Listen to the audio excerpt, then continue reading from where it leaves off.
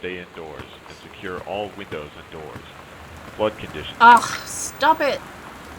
Okay, so hello and welcome ladies and gentlemen, my name's 1000 Colors and today we're going to be playing Gone Home Part 2. So we're going to start off, this episode with a thingamajig. With some music. I'm so bad with names. Okay, we're going to start off with some music. With a cassette. Nobody knows what a cassette is, alright? Okay, let's play it. I'm pretty sure it's copyrighted music, but who cares?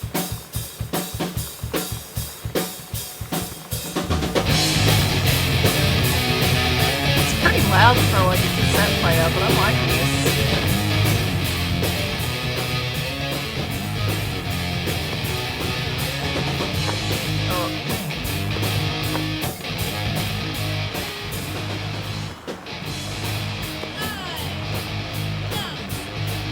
Making friends, even when you're shy. Sam, thought this might help. Yeah.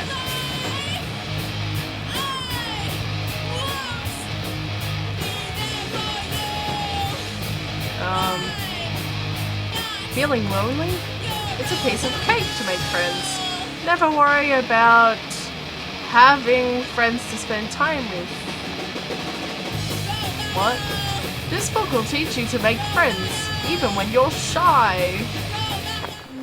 You know that feeling where the first moment you see someone, it's like they have a big gold star around them, and you have to get to know them?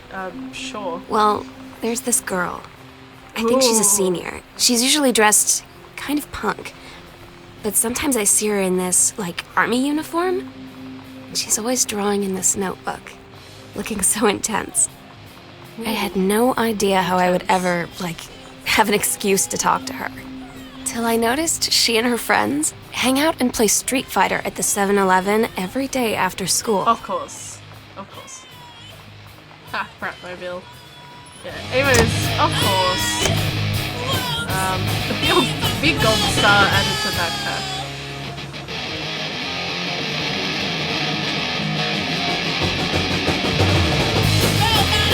Okay, it's that was good while it lasted, but it's too loud. I'm like, who gives a crap about copyright music? I'm a smaller channel as well, so usually I don't get hit with this stuff. Even some small channels get hit with like copyright claims and all that, but I've been pretty lucky. I haven't really gotten any hits really at all, especially since the changes. I've had no hits whatsoever. Anyways.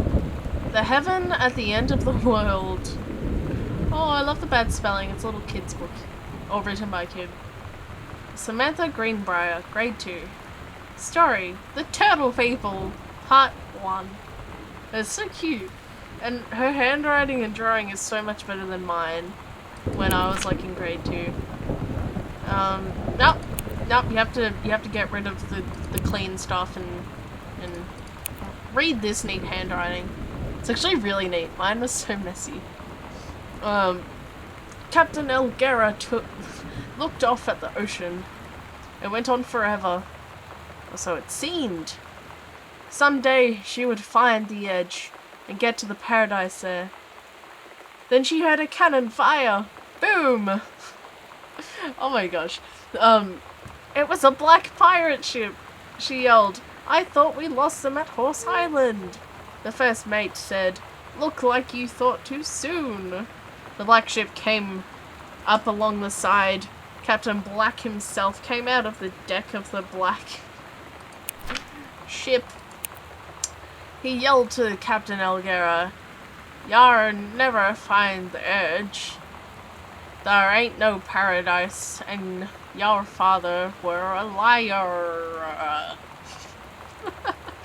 Captain Elgera yelled back, then why do you keep following us, you imbecile? The first mate yelled out, we'll stop you, Captain Black. We'll find the edge of the world, and you'll see her father was no liar. The battle kept going until Captain Elgera's ship got away. Now west, she said, and the ship sailed towards the sunset. I'm actually liking this story. This was like one of my favorite stories of the game. I love how like the door goes both ways. That's pretty amazing. The door going both ways, really. You'd have to have pretty thin doors for them to go both ways, though. But you know, whatever. Now look out the window and then BOOM! Jump scare. Okay. Let's put this back in because I'm like traveling around the house. Actually, nah. Nah. I don't know if we want to explore down there or you want to go in the creepy room. I'm gonna leave it open so I know that I've explored it, and let's leave the light on because it's scary. Are all the lights on here? Yep. We don't want no scary place. Whoops. Books. Oh. That gave me a little bit of a heart attack, I gotta say. No. No. Boone County Telephone Directory, 1995. Oh, fan. It's really loud. Nothing. Yeah. Grab book. The Killing of JFK, a theory. You've seen the movie. Discover the truth. A superb work of it. It's, it can't be stuff to read it. Wait, no. Wait. It's like, oh, it's a sticky book. It's like a sticker. But it sticks. I don't know. Yeah, oh yeah, what's her face in the army uniform? I think that's here. Yes. No. This person. Yeah. Yeah, I'm pretty sure that's her, you'd think. Highlighter, don't need that. Examine paper.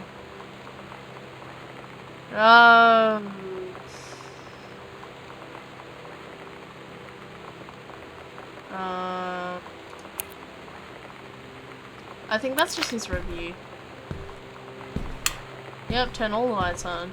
Ooh. You can do better. Chinese, Japanese, Lebanese. Paradox results in... That's creepy. JFK death being desired outcome. What? I was distracted by the creepy sounds. Zoom! Yeah, sorry. Yeah. Okay, so that's like his drawing board and everything. Is there anything in there? Probably not. Nope. Nobody ever has anything. Boring. Can I pick that up? No. Don't know the combination. Nope. Nothing interesting.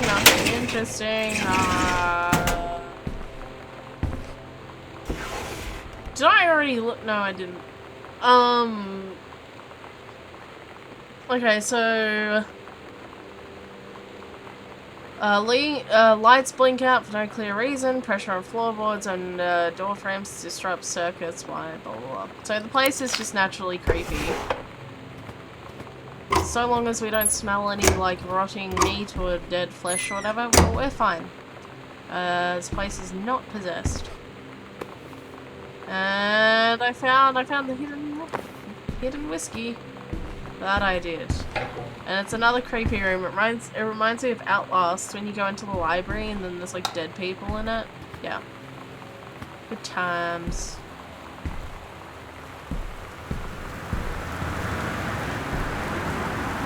What's this? Fresh! Oh my gosh, look at that. Look at that. I'm sorry if anyone has that hairdo, but it's just like so 90s. Everything's so 90s. Okay, that's a bunch of Dad's books. His second book. Huh. Okay. The Accidental Pariah.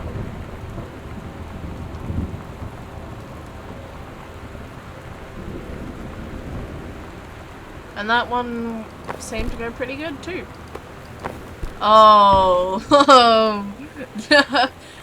gosh, Dad.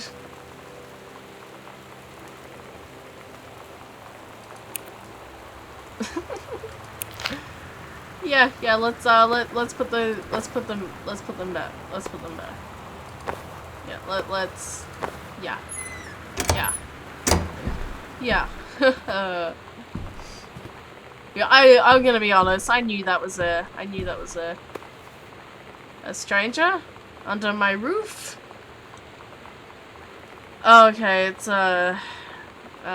advice to parents about teens. So, because teens are so hard to look after.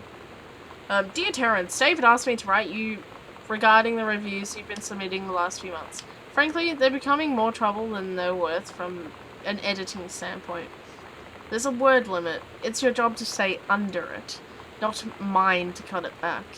Even then, it's becoming harder and harder to weed out the tangents and non sequiturs from the usable copy without heavy rewrites. The readers of home theatre affabula want to hear about the quality and value of the hardware, not ruminations of your childhood. David's known you for a long time and he's the boss, so I'm giving you one more shot on his say-so. You should write him a nice note thanking him for his patience and generosity. Look through your old stuff and start submitting reviews like that again. Then everybody will be happy. Okay, so the dad's having some troubles with his everything, with his like reviews and stuff. He hasn't sold any books recently, clearly. So 0451. I just gotta remember that. 0451. Yeah, blank books. 0451. Whoa, I opened it. Read document. Let's do that. Dear Mr. Mason, please find enclosed your original document and typed up copy for your records. The notarized copy has been filed at our offices. Thank you for entrusting our firm with this important matter. Attorneys at law. When was this? It doesn't have a date, does it? Oh, but there's more. Oh, will and testament. I, Oscar, this is the will, of the guy who died, who owned this house. I, Oscar Mason, possessing full competence of mind and memory, and after full survey of the valued items to my name, do hereby declare this document my last will and testament. The following shall hold true upon my passing. 1. I declare that I am a lifelong resident of Boone County, that I am unmarried and have no children. 2. I declare that I have no outstanding debts to my name, to any creditors, living or dead. 3. I do hereby bequeath every item of value of which I may die possessed, including the dwellings and surrounding acres located at Arbor Hill, as well as many and all personal property and moneyed accounts to my nephew, Terrence L. Greenbrier, Harbinger, Jr. of Ellis County. In the event that said Terrence L. Greenbrier, Jr. should predecease me, then and in such event the bequest to him shall fall, and I'm having trouble reading this, and the same is bequeathed to his children as ordered by age and competence as stewards of the estate. What's the time? Yeah, I have to go to sleep soon, so anyways, that's irrelevant. I subscribe my name to 1000 colors, so to this will, this 13th day of August 1973, signed Oscar Mason. Oh, and that's like the original copy. Yeah, that's pretty much the same. So that's like a normal legal document that you'd have. I'm thinking should we explore anywhere else of the house? No, let's just do this. There's stuff. What's this pamphlet? It's a thing. I don't know what that thing is. Woo! Okay. I just scared you. I scared you, didn't I? I want to see what's down here. What's down here? I don't know. Yeah, I bet I scared you. And now you're like, oh my gosh, I hate you. I'm so unsubscribing. And if you haven't subscribed already, you're probably like, oh my gosh, not subbing ever.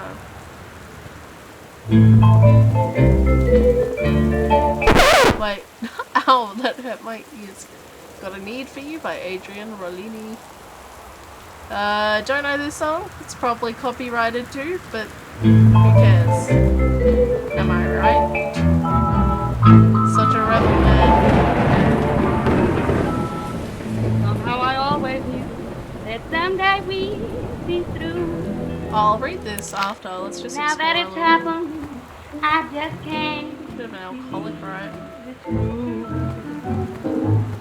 I've done the best I could to Sorry. keep from feeling blue. Can't get you off my mind. What am I going? Oh, that sucks. Voodoo, mildew, and shandu. Why, Daddy, I didn't know you were here. I'm right here looking at you, honey. If it ain't me, it's my shadow. Do you think I sent That's you creepy. far away? I ain't been nowhere. from My me? shadow's here I for you. thought you'd stay away from me. Boom, trying to cut- But boom. you got me down. You left your voodoo all around. I left my trunk in town. There's more. Letter, let's read the letter. Samantha, please give this to your mother. I'm not going to be able to read that properly. Janice, thank you for having Danny over to your home. He has missed having his friend Samantha in the neighborhood very much. Oh, this is a creep. The total weirdo or whatever. Danny asked if he could lend Samantha his Nintendo Street Fighting tape, and I gave my permission. He needs to spend less time with those games anyway. No hurry returning it. Oh, what a bad mum.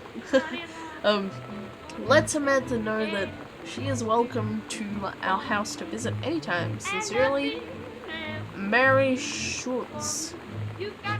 I hope that's how you pronounce it. When you live in one place your whole life, your next door neighbor is kind of like your default friend. And Daniel only got weirder over the years. So moving away has been a good excuse to, like, not see him anymore. But he did always have the good Nintendo games. Maybe I'll give him a call. And you're like, what? And then the whole time while listening to her, you're like, oh, what is she doing? And I'm just being a weirdo. So. That's loud. Shut up. Okay, let's read it. I can read this. March 8th, 1976. Dear Mr. Greenbrier, I write to inform you that, unfortunately, Mercury Books will be unable to publish your follow-up to The Accidental Pariah. Despite the low sales of The Accidental Savior, we went ahead with publication of the second book in hopes of the John Russell series catching on. However, sales of the second book have in fact been lower than those of the first, and so a stewardship of the series must end here. It has been a pleasure working as your publisher, and we wish you and John Russell the best in the future, in your future endeavors. Sincerely, Donald Phipps, publisher, Mercury Books Incorporated. So, Dad was not having much luck with his books. So that sucks. He got it all published and you know, it didn't work out. Dr. Jitters, Dr. Pepper. Yeah, I don't like Dr. Pepper, I'll be honest. I'm Australian as well, so like Dr. Pepper isn't that common, so yeah, I guess I'm gonna have to end it this soon.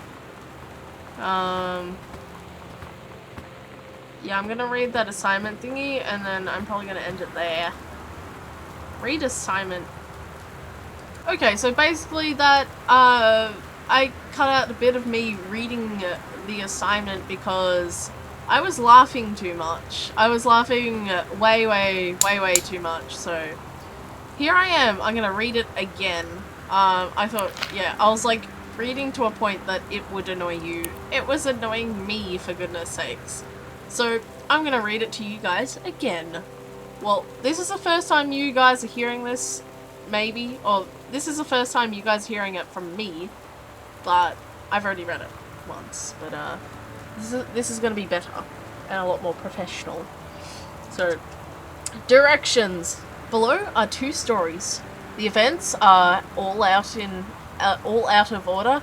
Get a sheet of lined paper, write Reproductive System Worksheet number 6 at the top, then choose one of the 2 stories, A or B, and rewrite it. Begin with the title and your name, find a topic sentence to begin your paragraph, put the sentences in chronological order, make sure the last sentence is as good as the concluding statement. So letter A, the menstrual cycle. It travels through the fallopian tube. The ovary releases the ovum. About 2 weeks later, since the lining of the uterus is not needed for a pregnancy, it comes out through the vagina. It is incredible how the female body knows how to prepare for pregnancy. If the egg doesn't meet the sperm, it dissolves. While the ovum is developing, the lining of the uterus is getting thick and soft. Another ovum starts to develop in one of the ovaries, and the process begins again. An ovum starts to develop. Okay, so yeah, it's all out of order. That's not actually how it works. Basically what Sam has to do, she has to piece it all together and rewrite it, basically, like word for word, but just making sure the orders are correct. Anyways, letter B. I am produced in the testicles. I go from the vas deferens to the urethra. Ugh. I'm really bad at pronouncing these, so please forgive me. I'm gonna try my best to pronounce these. I'm very bad at it, and I'll probably pronounce at least all of them wrong. So please forgive me. That was just a little heads up. Anyways, the life of a sperm cell. I go through the cervix and the uterus and into the fallopian tubes in search of an egg cell. I develop for 2 or 3 months in the epididymis.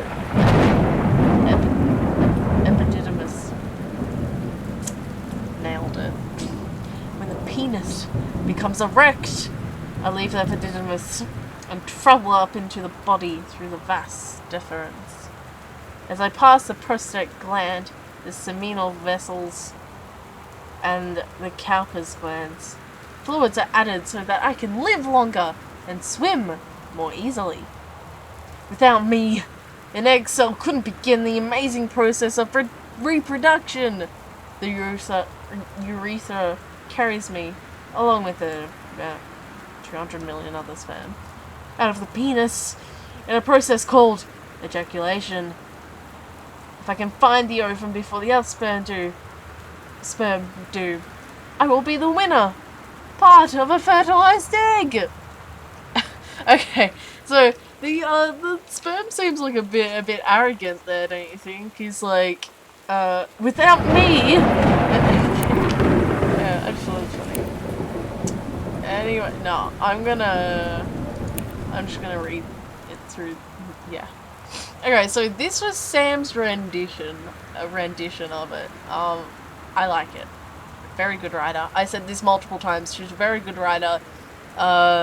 Yeah, the character's a very good writer, and the writer of this game is very, very good. All props to you, Mr. or Mrs. Person, because I can't remember who made the game, like who wrote it and all of that. But anyways, The Menstrual Cycle, a novella. The early morning of September 1st, 1939. I hope I'm pronouncing these names right. I'm going to say Issa? Or Essa? I'm gonna say Issa just because it sounds cool, I reckon. Here it is. Issa Glatz stares out the window of the train as it travels from Vienna back to her home village of Wielrun in Poland. Why did I say it like that? As the train rumbles along and the sun rises over the countryside, she can only think of her dear Borislav, the boy she is engaged to wed. Meanwhile, deep within her guts, an ovum starts to develop. Issa's train... Oh my gosh, I was laughing way more than that. Anyways, Issa's train approaches its destination. Her heart races. The lining of her uterus is getting thick and soft. As Issa steps off the train, her eyes dart quickly across the gathered crowd. Then, there! Her dear Boris! Still in his baker's smock, he must have dropped his early morning duties at his father's shop to come meet her. Her heart skips a beat. The ovary releases the ovum. It travels through the fallopian tube.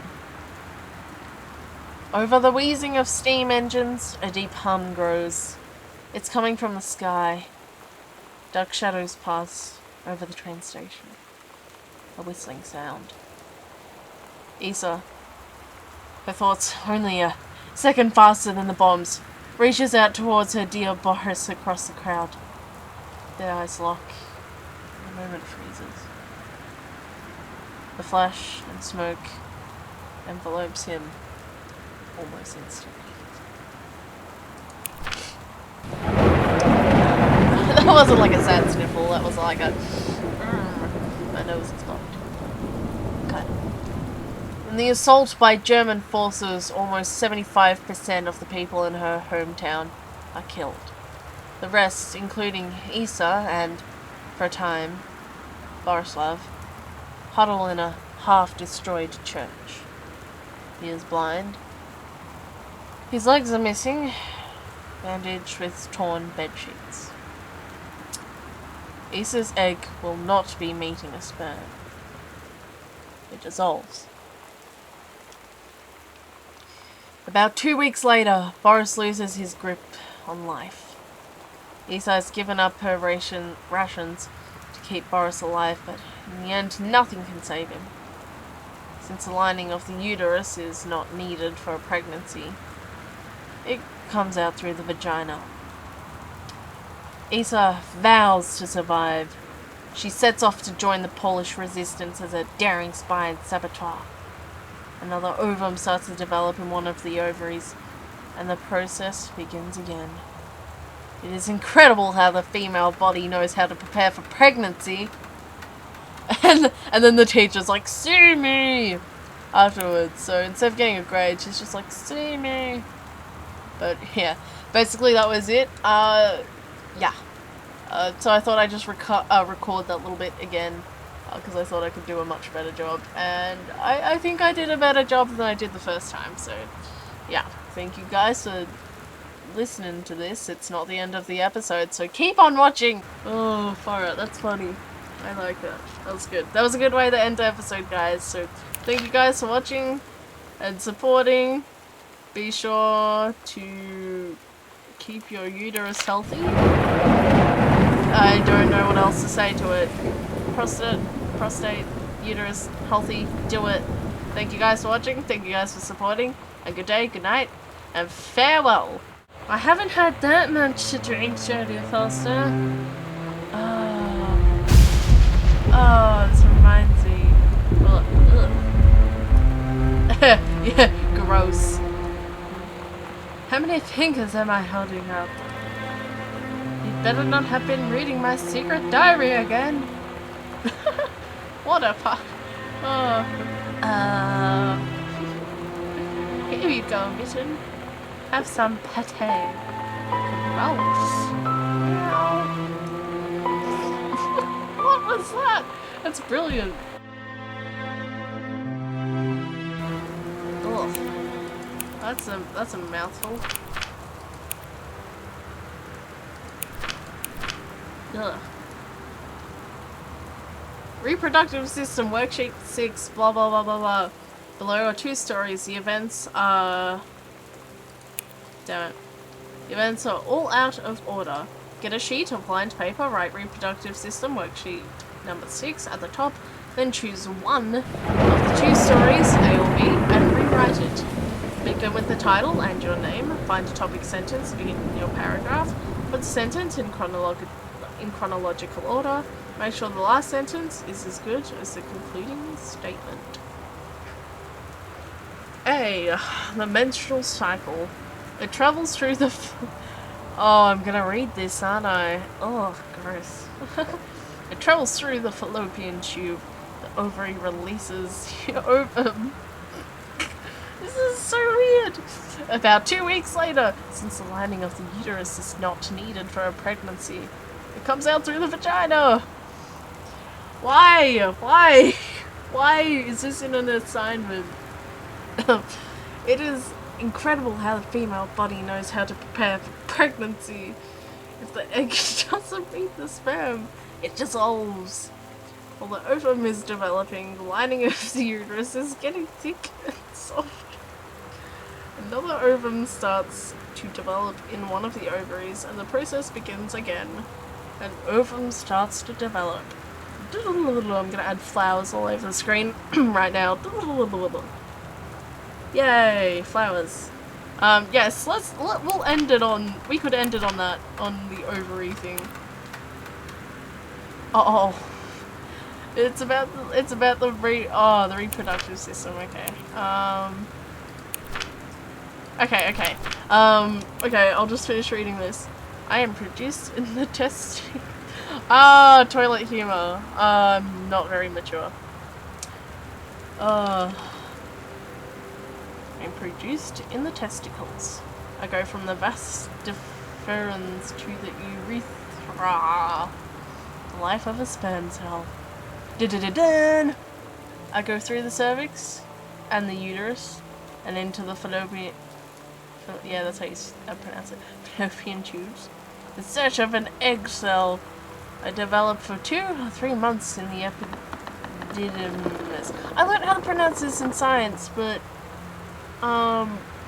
who cares about science? I don't, so you know, I don't like the subject science. I don't like, and I don't remember how to pronounce any of these. It's the epidermis, when the penis becomes erect.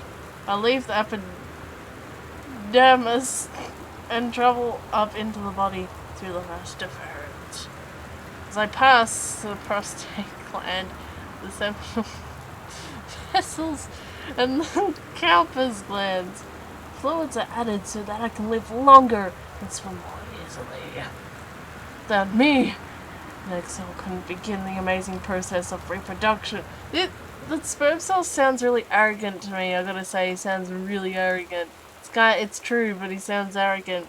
He knows he's important, and he says it, and he knows it. The urethra carries me, along with about 200 million other sperm, that's penis, in a process called ejaculation. If I can find the ovum before the other sperm do, I will be the winner! Part of a fertilized egg. Why? Why is it spelt like this? Why is it spelt like this? Why? Why? Oh, I was bothered reading that. The Menstrual Cycle, a novella. The early morning of September 1st, 1939, as a Glatz stares at the window of the train as it travels from Vienna back to her home village of William in Portland. As the train rumbles along and the sun rises over the countryside, she can only think of her dear Borislav, the boy she is engaged to wed. Meanwhile, deep within her guts, an ovum starts to develop. As this train approaches its destination, her heart races. The lining of the uterus is getting thick and soft. Go Sam! She's good at writing, I'm gonna say. As Issa steps off the train, her eyes dart quickly across the gathered crowd. And there! Her dear Boris, still in his baker's smock. He must have dropped his early morning duties at his father's shop to come meet her. Her heart skips a beat. The ovary releases the... Oh, it sounds like a really, really bad comedy movie or something. And she's like hugging the guy and then period everywhere. Ovary releases the ovum. It travels through the fallopian tube. Over the wheezing of steam engines, a deep hum grows. It's coming from the sky. Dark shadows pass over the station, a whistling sound. Essa, her thoughts only a second faster than the bombs, reaches out towards her dear Boris across the crowd. Their eyes lock, and the moment freezes. The flash and smoke envelopes him almost instantly. It's actually really good. Sam's a good writer.